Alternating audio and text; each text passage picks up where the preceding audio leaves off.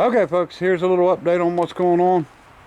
Got some primer on the Schofield engine and probably be painting it a little later today. I just done some little bit of touch up here and there, so I'm going to let it sit and dry, the touch up parts there, before I start putting paint on it. But looking good. We spent a lot of time cleaning this thing, actually for the last 2 days, all day, cleaning it up, getting all the rust off, trying to make it look good. And the governor we did not do, because I've got to take it and off and rebuild it, put new springs on it. Anybody that's watched David Richards would know that these are spring steel, and you can get them, you can get new ones through McMaster Car, and you just got to match up thickness best you can. And these actually screw apart, and then you got to put holes in the spring steel. And these are leaded in or babbited in. You got to heat them up, and we'll get them all apart. We did get it unstuck, so I mean it does turn, so that's a good thing. So we just need to get the gears cleaned up, but we'll get this governor back off. The main thing is to get everything else cleaned up and painted and done. And I didn't want to take the governor off because I wanted to make sure nothing got down in there until we was ready to take it off. So that's that. All right, so we have been cutting some wood. I want to do the, well, let me show you. Nana Cat, you here to inspect? How's it look? She ain't going over there. She must know the paint's wet. Okay, here's 8x8 beams. We've cut these. These are pine, long leaf yellow pine, I think's what this is. And anyway, so we're going to do post and beam over top of our engine, and we're going to do 3 of them with 3 rafters and 3 sets of legs basically. And I'll show you as we go on it. I'm going to do foundations for the legs first, and then we're going to raise them up off the ground a ways, and then we're going to actually go ahead and build brackets to keep them away from the concrete. I don't want water getting to the bottom of the beams, and we're going to try to do that, and then, you know, make sure we got enough overhang. So that's the plan. We got a mess on the engine there, piling stuff up. So picked up a little lawnmower too, a Mowmaster 2-cycle Bowens engine, original from the 40s, horse and a half, and it's not stuck, so I think we can get this thing running here for long. And bought a table. So anyway, bought this table. Jerry the Junk Man, friend of mine, I deal with him a lot, and he happened to call me up, actually sent me some pictures, and he's doing a farm cleanup, and this was on it. And we got a nice Wilton bullet vise, which, if you remember right, I'd given one of these away to Mark Lindsay. He rebuilt it, and on his channel. And this one's actually a pretty nice one. It's in good shape. It's not stuck. And then we got a set of, or a grinding stones on a little mandrel, and in good shape. I had to put a little grease in it because it was kind of tight, but we're in really good shape. Somebody's homemade anvil, which is neat, railroad tie. And then this homemade vise. Seen these before, but cannot place where it's from. I don't know if it's jack or what it was. No, they've got it welded so it's solid, but they have welded pieces on it, and surprisingly this thing is really solid and works really good. I mean, it's unbelievable how well it holds. And it's got a, you know, throat on it, what, 12 inches or so. I mean, you can really get something in it, so I thought that was pretty neat. But bought the whole table for $60, and you know, the Wilton vise is worth at least that, so didn't get hurt there. But I'll show you the other boards that we ended up with. Okay, so I moved the mill and got it back here, just got it set up on the ground. It's doing a good job. I'm really liking it. I cut a lot of lumber the last few days, and I only tore up 2 blades, and I hit nails both times before I finally said I ain't gonna do this anymore, and went and got my metal detector. And believe it or not, not the last board I sold, the third from the last one I saw, which was the bottom of a yard pine, and we call it a yard pine because it come out of somebody's yard, not out of the woods. Got 12 nails out of it before we sawed it, and we actually was able to get them all out without you know, end up losing any blade, because once you hit a nail, the blade's not going to be right. It's going to dive, it's going to do crazy stuff. So when you hit a nail, you just as well stop, change your blade.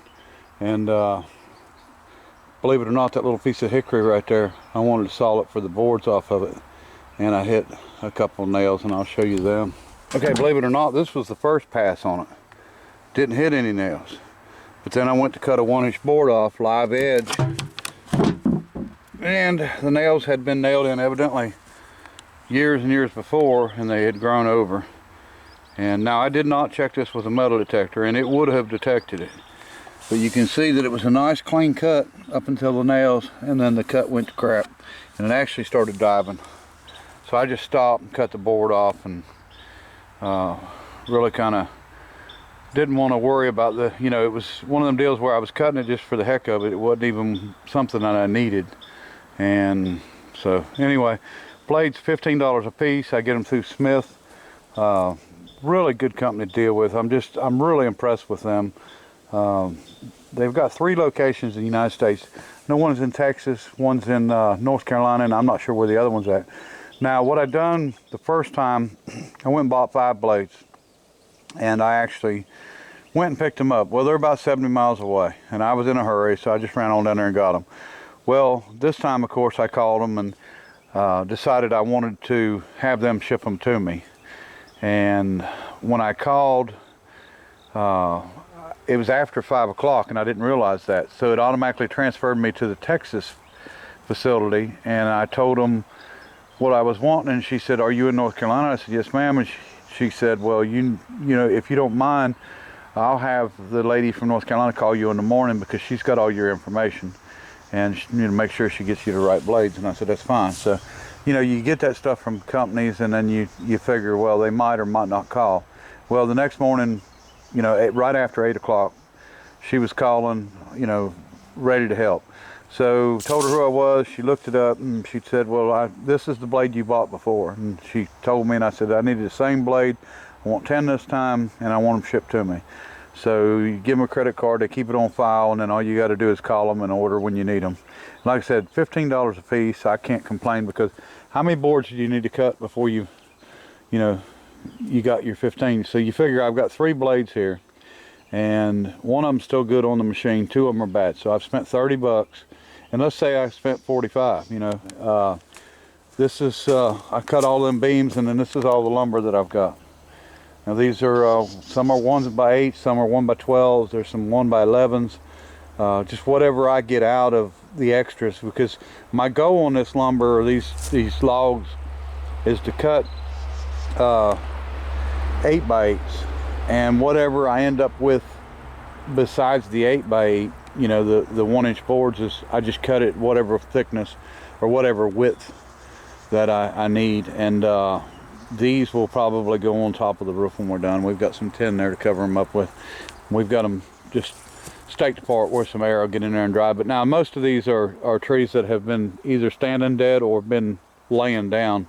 So these are not really green. As you can see, there's not a lot of sap running out of these after you cut them or anything like that. So they're pretty dry.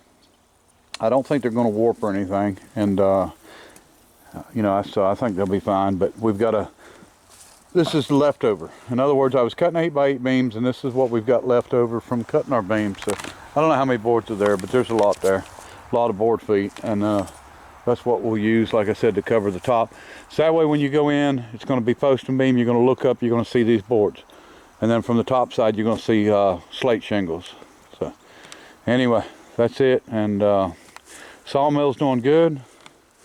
Really enjoying using it. It's actually, you know, because it drives itself, I guess, it's just not that much of a job to operate this mill. I mean, you know, taking the boards off the backside and stuff would be the worst, I guess. And I'm using the skid steer and the forklift. Okay, folks, we're getting there. I actually took a gallon of Massey Ferguson Gray and a quart of Ford Tractor Blue and mixed them together and lightened it up and sort of gave it a blue tint, and it actually worked pretty good. So it's very close to the original color. It's not quite completely gray, and the blue actually lightened the gray up a little bit, so looks good to me. So we're gonna get this finished up and we'll move on from there. Okay folks, painted, we got the tape off. We've still got some cleaning up to do on the wear spots, and more oilers to get on. We got 4 more back here, 5 more, 6 more to put on. A little work here and there, and then we're going to get it fired and go ahead and adjust the bearings out on it and tighten them down. I've got them a little bit loose because I wanted to run the engine a little bit, and then we'll readjust them and go from there. And we're going to grout around, of course, the base of this in between the brick and the engine. What happened was when I grouted it, that grout set up hard, and although the engine is sitting in the grout all the way around, it didn't let it go all the way down, which is fine too. I mean, it's not a big issue. It don't matter either way. I've just got to go in and you know, make it look a little better, and so you can't see it, and so you can't see a big gap between it. But it's grouted all the way around, solid. Everything's good. I think it's going to work out really well. We've got 4 more of these coming.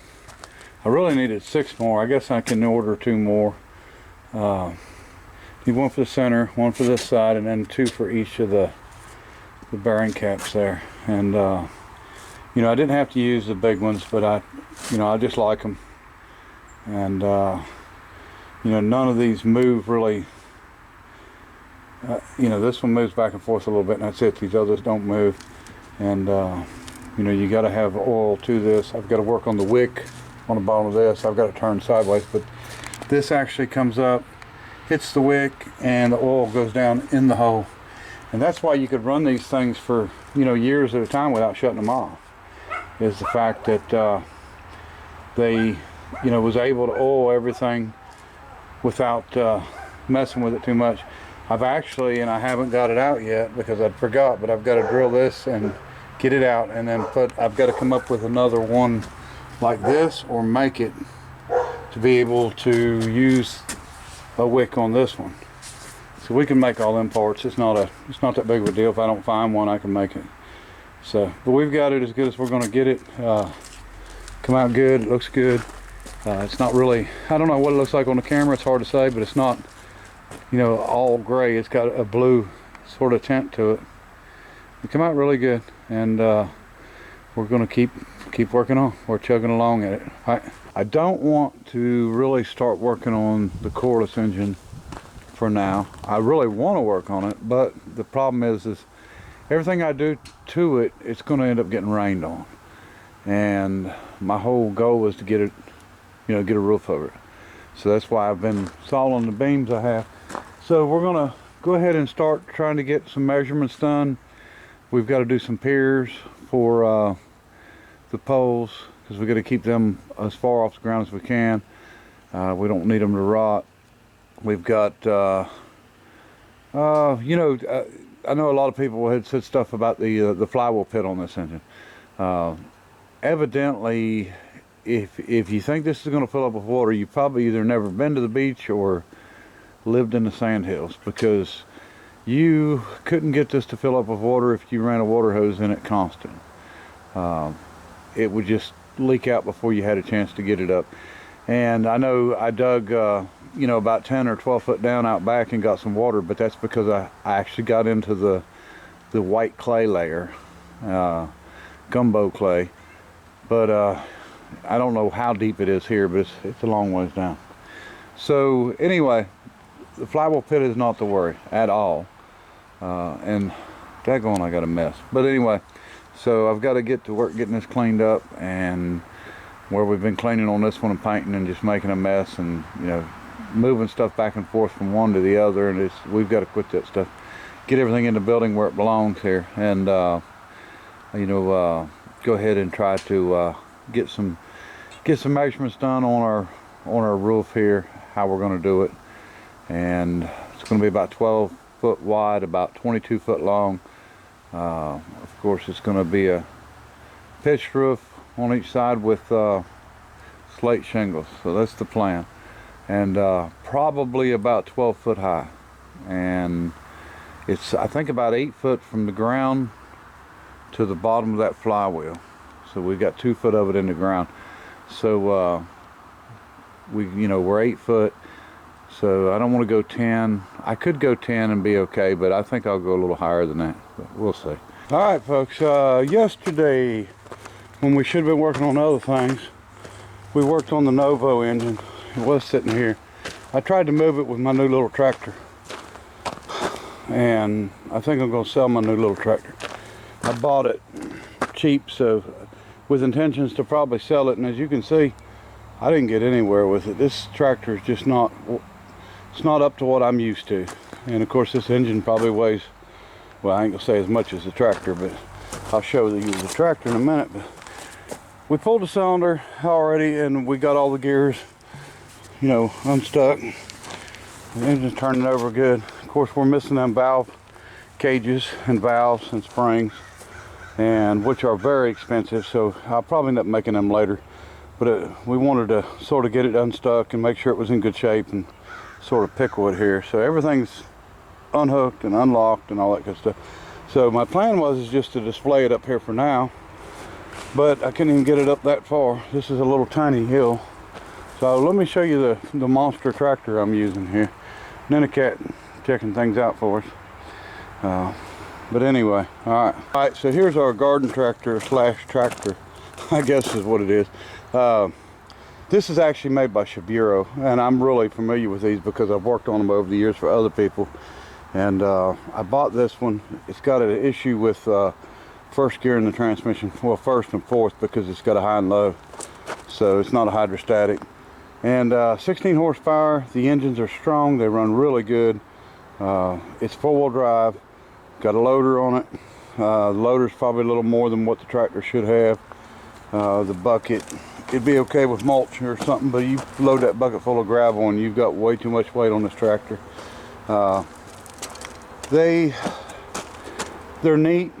They're okay to have, if you're maybe moving little rocks in your yard or something like that. But once you get to the level that I'm at of picking up hit and miss engines, picking up, just motor blocks, engines, anything like that, moving it around, and after you've been on an okay skid steer loader, this thing's a joke. And I mean, it's really, to me, a joke. I actually had a piece of granite in the bucket yesterday, and I turned it sharp to move to get away from my boat, and the daggone tractor tipped over, except I put my arm out and grabbed the boat and stopped it and pushed myself back over. So that's I'm just not I'm not happy at all with the tractor, and I didn't really buy it to keep. I mean, the intentions was to buy it and just see if I liked it or not. I don't think I'm going to fix the transmission. You just don't have first and you don't have fourth. Second gear is geared plenty low enough in this thing. If someone was just going to use it. The PTO's got a little bit of noise in it, but the hydraulic, the lift's strong. The bucket's not as strong as it should be. I honestly think there's a cylinder bypassing one of the lift cylinders, but anyway, 1215, they quit making them. And like I said, it's a Japanese made Shiburo tractor, and they've got Ford New Holland on them, and I don't think the Shiburo wrote anywhere, but on the bottom it's got made in Japan. So just another import, like John Deere importing the Yanmars, and that's just the way to do it. It's got a nice hood ornament. It's kind of fuzzy, but anyway, so I've already got somebody that's interested in this, so they'll probably end up with it before it's over with. I just don't want to sell it to somebody and then I can't stand behind anything that's got a transmission that acts like this one acts. So. All right, so next and today, piers.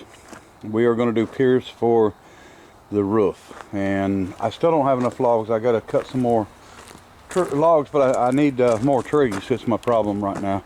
I don't have the logs to cut. So the deal is we're going to do pillars or columns, whatever you want to call them. But the plan, we're not going to do the round ones like, you know, the tubes like you buy at Lowe's. I want to come out of the ground probably, I don't know, 2 foot maybe. I want to come out enough to make sure that the water don't splash on our pine. And although we are going to treat it, I don't want it to be splashing on it constant, so we don't want it close to the ground. So my plan is, instead of using the round ones like you get at Lowe's, I want square because I want to put rock around them.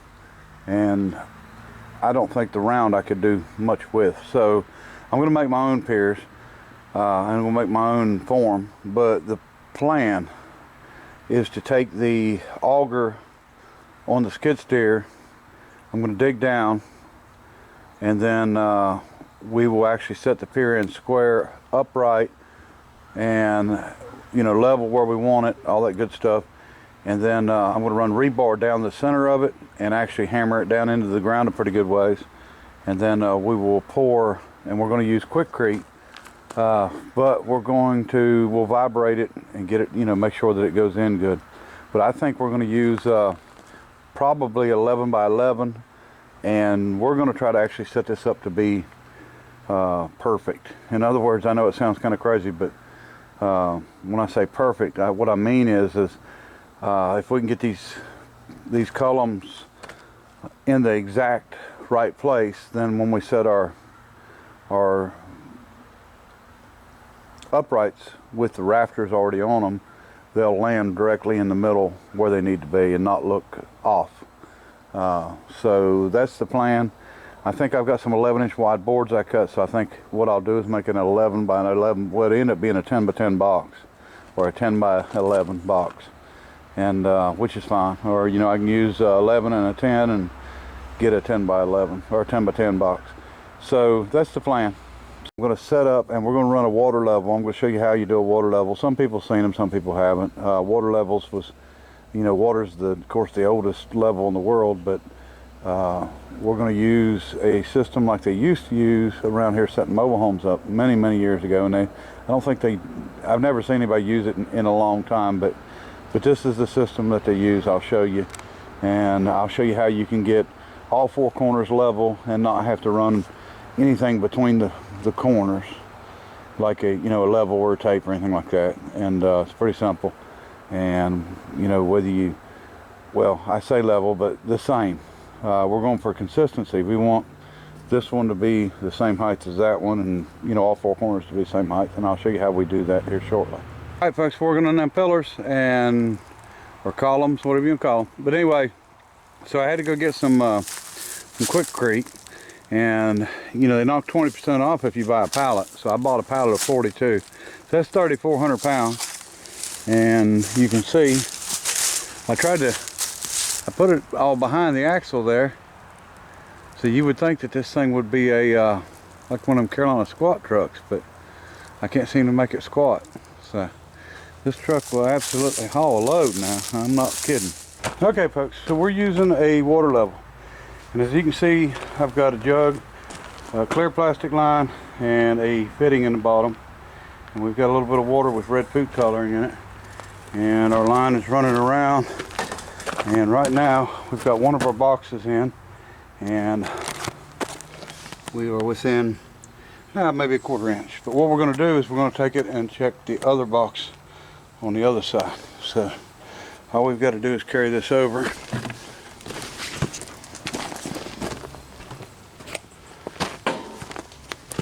And let's see how far Vic's off.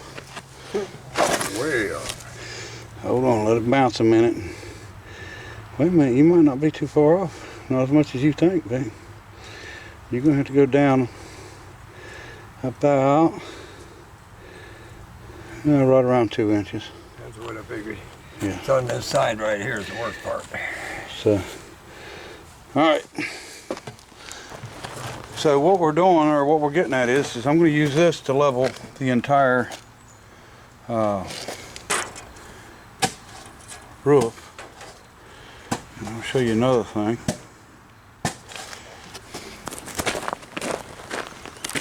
So we got our jug sitting on our platform, and I got it blocked up where we want it.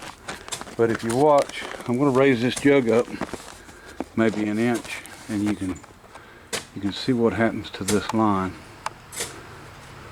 on the water level. Okay. If I raise it up just a little bit, you can see it goes up. If I lower it back down, it comes back down. So this is the oldest level known to man was water, so it works really well. And so just where we set this up at, and the height of this is all that matters, and we just go around. You get a hose long enough to go around to all your pillars, or whatever you want to call them, and we've got them all ready here to put in. And we're going to measure the measurements out, dig them, get the heights on top of them exactly right, and then we'll be done with the leveling, and just make sure that we cut all the posts the same length when we go to put it all up. So that's where we're at right now. All right.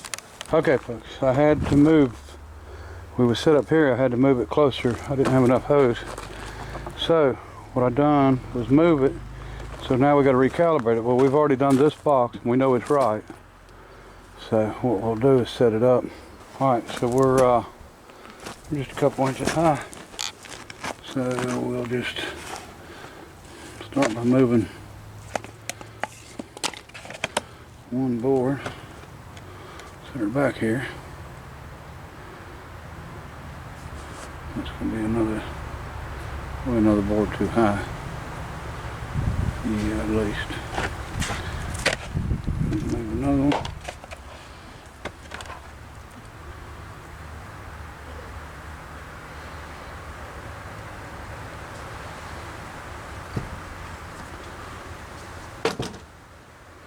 So now, looks like about a ½ inch too high. So we'll take this one down, take the thicker board off and put a thinner one on, and do it again here. See what we got. Should be close. Pretty close.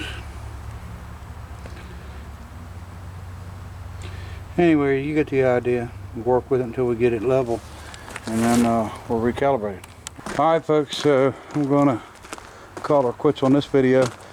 We're gonna put some rebar in this thing tomorrow, and we've got plenty of Sakrete. We're gonna try to get a good pillar out of it. I don't know, we'll see. And like I said, I'm gonna cover the pillars, outside the pillars with rock anyway, so but we'll do the best we can do, and we're definitely gonna put some rebar in it, so I'll show you on the next video. And these was just boards that were sort of extras from cutting my 8x8 beams. And these are 11 by 11. So we're going to go ahead and spray these on the inside with oil real good, and we can still get in there and take the screws out, all but the bottom too. So they shouldn't be any problem to get off when we're done. But we just want to make sure that we mix it up, what we call soupy enough. So let me explain real quick what slump is. Slump is how high it will stack before it starts leveling out when you're dumping it from the concrete truck. So if the concrete dumping it and it stacks up 1 inch before it starts leveling out, then that's a 1 slump. If it stacks up 10 inches before it starts leveling out, that's a 10 slump. For structural purposes, 3 to 4 slump is usually right for pillars, anything that's structural like we done here. No, and the least amount of slump you want is 1 inch. So anywhere from 1 to 3 inches, 1 to 4 inches of slump, you're good. You don't want it too hard because you're not going to get all the air bubbles out, and it's going to be it's not going to be solid. It's going to be more porous. And a lot of people had complained. We had a lot of views on that video because we had that blowout. People love to see you screw stuff up. They don't want to see you fix stuff right. They want to see you break stuff. A lot of them. So what happened was we had a lot of views and a lot of different opinions on this and that. But anyway, people didn't see us after we put the boards across. If you notice, we had the bolts in. We had to smooth that. We had to vibrate stuff that nobody seen vibrated. So, everybody said, "Oh, you didn't do this, you didn't do that." We done everything we could do to make this right, and I don't think we'll have any issues. Before I put these rocks on the side, there wasn't any porous or missing areas like I've seen in a lot of concrete. This concrete was done good, and I don't have a problem with it. And I know everybody thought it was runny, but it was still a 1 to 2 slump, which is acceptable. You know, maybe not to everybody, but it is to me. And you know, I actually studied up on this stuff a little bit before I done it. I usually try to. So we're going to pour these at you know, pretty runny too, and that's just the way it is. We're going to have a rebar in it and drove down into the ground, and then we'll pour in it and vibrate it to get it to you know, get in there good and not have any voids, air pockets, anything like that. Which if you mix it you know, an 8 or 10 slump, you're going to have air pockets and voids. That's your problem. And you know, I don't like doing it too dry. I'd rather have it a little wet. So you know, it's just the way it is. Personal preference. But anyway, these are going to work out good. And once these are on, you know, we'll do our rock around them, and then we're going to figure out. I'm going to bolt a steel plate to the top. I've got a hammer drill, drilling it and putting, you know, the expandable studs in. It's not a problem because I don't have my steel yet. I'm going to buy 6-inch by 1/4-inch thick flat bar, 20-foot pieces, and we're going to use it to make us some brackets that will hold our beams, and we're going to use it for the brackets to hold the beams together. We're buying it, drilling it, cutting it, painting it, and bolting the wood together, and then we'll coat the wood with whatever we decide to use. But what I'm trying to do here is get it off the ground so if any rain, it don't splash water up on my beams. That's the reason for the pillars to be up, not because I need the height, which is nice to have, but I'm doing this because I don't want the pillars to be close to the ground because we've got untreated lumber. Now we will be treating it with something before we, you know, finish up, but it's not pressure treated, it's not creosote. So, all right, appreciate everybody watching. Till next time, bye. Hey Vic, say bye.